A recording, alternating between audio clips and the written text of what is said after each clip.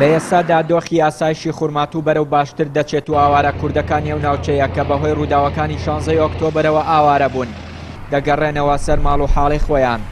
هاوڵاتیان ئاماژە بەوە دەکەن دۆخی ئەمنی سەرەڕای باشبوونی بەڵام بەهۆی بوونی هێزی وەڵامدانەوەی خێرای سەر بە حکوومەتی عێراق لە چەند گەڕەکێکی خورماتوو دانیشتوانەکەی لە گەڕانەوەیان بەگومانن.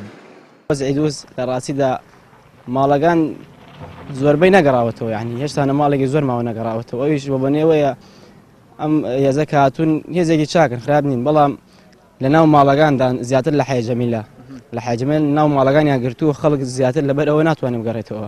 خەڵک ماڵەکەی گیراوەڕەدە سەرعیتیایە ناتوانێت بێتەوە. زیاتر ئێستاوان دەرچن سەحەب بکەن ماڵەکان ئەتوانن بێنەوە. لە ڕووی ئەمنیەوە خراپ نییە، ئەم هێزە خراپ نین واتنەوە و ئاواکاریمانەوەیە کەوا ئەمنێتی شارەکە بمێنێەوە ئەم هێزە بمێنێەوە سا لە ماوەیە قسەیان کردووە هێزە نامێنێکەوە ئەمڕۆدە سەریعە هەر بمێننەوە و بەڵامێک تۆزیە لە ماڵەکان بێنە دەرەوە و خەڵکەکە بگەڕێتەوە. وەڵڵا وەزعی دووس ئێمە لەیرە باشە زیاترمان نەدیوە بێژی تەعدامان لێ بکرێن نەخێر نییە. خەڵک گەڕاوەتەوە؟ وەڵا گەڕاوەتەوە کەم گەڕاوەتەوە کوتێکی ماوە هێشتا. دوای ڕووداوەکانی 16 ئۆکتۆبەر و ئاوارەبوونی سەدان خێزانی کوردی خورماتوو حکوومەتی هەرێم وەکو پێویست بەدەم داواکاری ئەو خێزانە ئاوارانەوە نەهات بۆیە چین و توێژەکانی خورماتوو هەستان بە دروستکردنی کەمپین بۆ خزمەتی ئاوارەکان.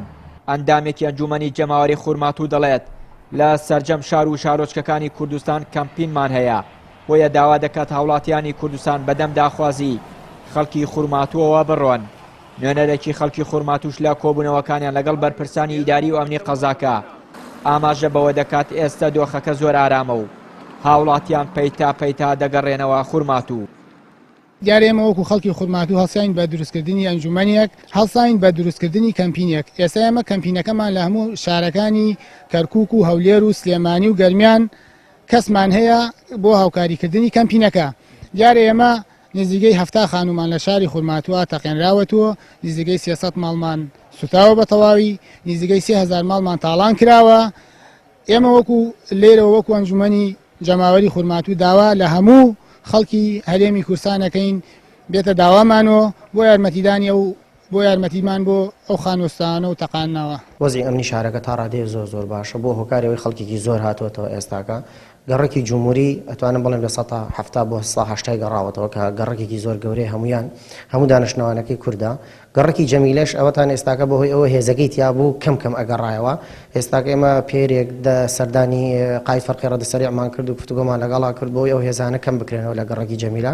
ئەوش بەڵێنیدا هێزەکەیان دەرکەن و مەقڕی خۆی کە لەوێ ببیباتە بارەگایەکی دۆزیێتەوە. ئەو بارەگایە لە ڕابردووە حکومی بۆ حزبی بۆ ئێستاکە چێتە ئەو بارەگایە بۆی ئێستاکە وەزعی ئەمنی زۆر باشە.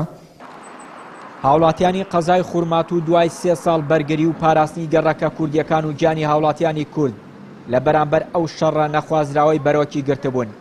بەڵام لە 16 ئۆکتۆبەر بە بڕیارێکی حەزبی پێشمەرگە لەو ناوچانە پاشەقشەی پێکرا و بەهۆیەوە سەدان خێزانی کورد ئاوارە بوون و بە سەدان ماڵ و خان و دوکانی هاوڵاتیانی کورد لەلایەن بەشێک لەو چەکدارانەوە تاڵان کران کە 3 ساڵ بوو شەڕی کوردیان لەو ناوچەیە دەکرد. جیانوری کەناڵی ئاسمانی پەیام قەزای خورماتوو.